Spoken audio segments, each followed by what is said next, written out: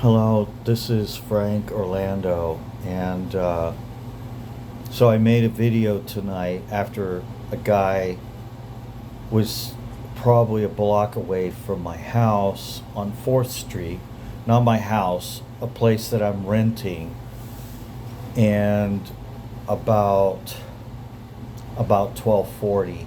So about 10 minutes after I got in, it was 109. I figured by the time I carried my bicycle up to the second floor and rode probably a block or two, um, I figure it's about 7th Avenue North. He's on a sidewalk and he's talking to me. So, what is scaring me is that the Bubba loan or whatever, I said it accurate in the first video, as he told me that I was supposed to give him money. So, a guy, like I said, Sterling, went by me on a e-bike really fast. I don't know 100% what he said, but I think he was looking to tell me that I was going to have to give money out. I want to talk about two women that were attacked. So, the first one is a week before my last day at the shelter.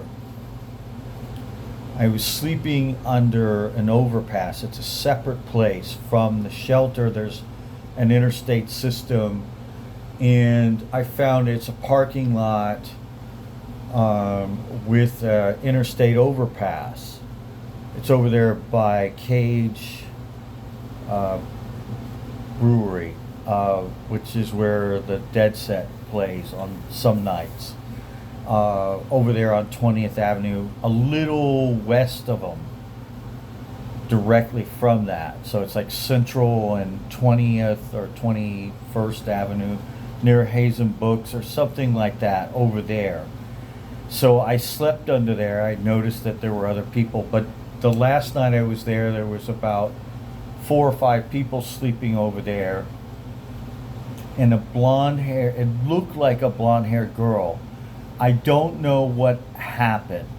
I seen what looked like a chest, a woman with her breast out, and then some mumbling.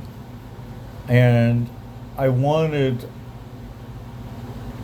to go over to her. She must have been attacked. And then I saw her look like maybe she had got pulled down to the ground.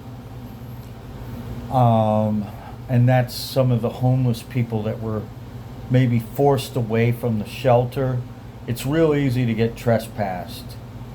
If you do anything wrong, if you have a mental health problem or you got a felony charge and you get loud, you can be trespassed from the shelter. So there are people that have to sleep away from the shelter, and there are time issues. Like I said, I wasn't supposed to talk about the shelter at all. They made me sign a waiver, and I don't want to make anything negative. And I really urge you, they do help people a lot, and I don't know that any other homeless group does anything bad as much as they do to help. But it is a very scary environment. You should not, if you love a family member, you should not allow them to have to go to a shelter. You should not allow them, because it's very hard to make it. It's very scary. And being in a shelter opens up an environment that can be as volatile as a prison or jail system. It's very easy to get into a fight. I've seen people get knocked right to the ground. So that's one thing that happened. And I wanted to go to her, but then there was a voice that spoke to me and told me not to go over there. And I regret it. I don't know what happened to that woman. I think it's a woman. but I could not see her attacker. All I know is it looked like a woman with her shirt off, and then she fell down while I was trying to sleep. It was dark, and she was probably 100 feet away from me in the dark, so I didn't get a good look at her at all. And that hurts me, and I regret it. I also want to say my last day, that I had 2 or 3 days at the shelter, and on the last day that I'm there, and the tension keeps rising, a woman, I hear a woman screaming. I think she's actually trying to warn me. And the next morning, you can see blood all the way from the steps, all the way inside to the shelter. And I could hear her screaming, but I don't know who she was. And an ambulance comes and a couple of cars, and they really hustle out more than they ever had. So she had a stabbing. It was a lot of blood loss. And when she was being attacked, I could hear that there was somebody taking her stuff, and I could hear her saying, "What are you doing with my stuff?" And whoever the attackers were felt that they were entitled to everything that she owned. And that then once she was getting attacked, she started screaming real loud. And I'm really scared that these same people, it's a gang, are attached to people who I call it blind debt. It's people who use trickery to assume debt over people. They use trickery and they make claims of debt based on their imagination or whatever. This is not always in writing. It's not, you assume, maybe favors are done. Maybe somebody just holds the door open for you. And then they decide, because they've done that you owe them money. I mean, this is the kind of mentality that, as I was working with one company, making deliveries, I interacted with some of my customers. Some of them made comments that scared me about, and I call the term blind debt. They scared me that they may possibly had people outside, kind of like clerks, where there are guys outside standing around that have a hustle of some sort. So anyhow, in this deal with tonight, this is Thursday morning. Wednesday I worked, and right out, like I said, 2 attempts to tell me that I'm going to owe money, and then there is a previous attack at the shelter a few days, I guess about 3 days ago or 4. I was at the shelter sleeping when this attack happened.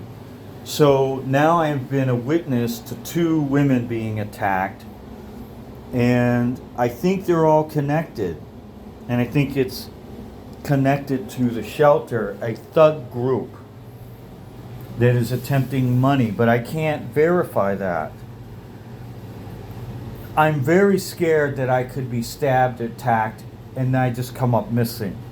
I'm making this video. In regards of Sterling, I'd hate to make false claims.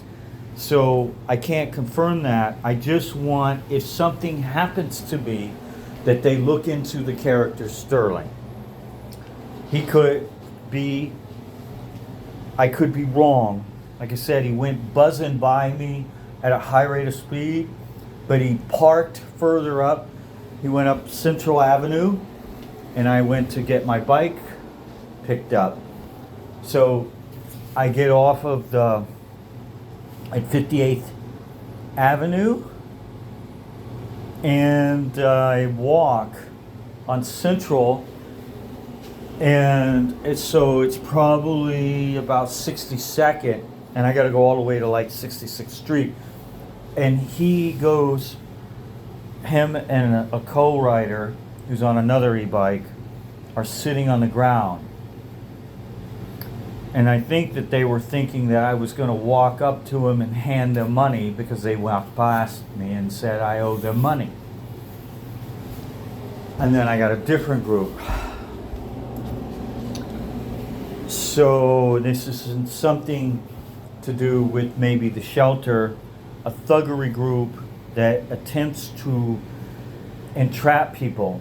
There are people that come in and feed us, and I'm not sure if we all are not in some kind of, that food is freely given, but in the back of your head, you wonder if they got some kind of secret billing issue.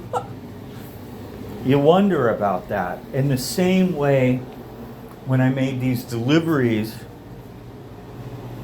to some of the customers that I had to deliver to, and then I would go and buy a soda or whatever, and then you had a mark put on you.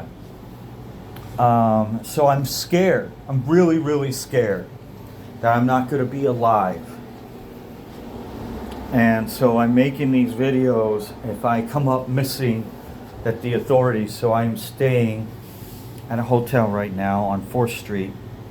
I have a leasing agreement, and it's much like, it's supposed to be an apartment. I was promised a lease for a month, but I didn't get the paperwork for the leasing. I don't think that they expect me to be around very long, and a lot of people have been telling me that. They told me not to post anything online, but I have been feeling that I am a victim of crime. That truck repair shop cost me $10,000. And there are people that are in support of that business that felt I was supposed to just take that. That's a lot of money. I will never see that kind of money again. It was for my home. I originally bought that truck for a couple $1,000s, thinking I had a running truck. It was a trap. The whole thing was a trap to suck money out of me. That's it. I don't know that I'm going to be alive, and I'm making this video so that if I come up missing in the next day or two, or I'm assaulted, the authorities can have something. Another thing that tonight, with this guy right outside my hotel room,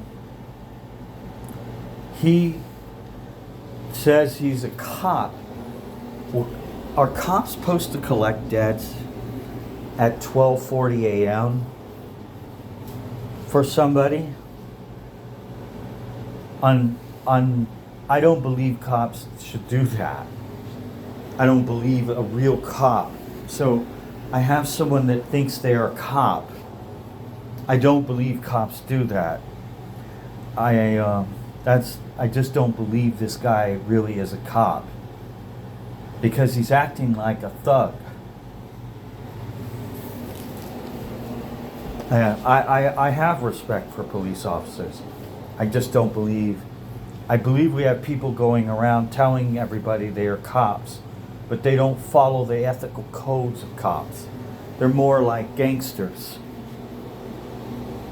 I just, that's all.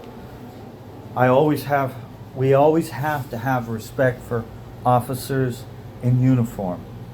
We have people who are detectives or whatever. So I don't know.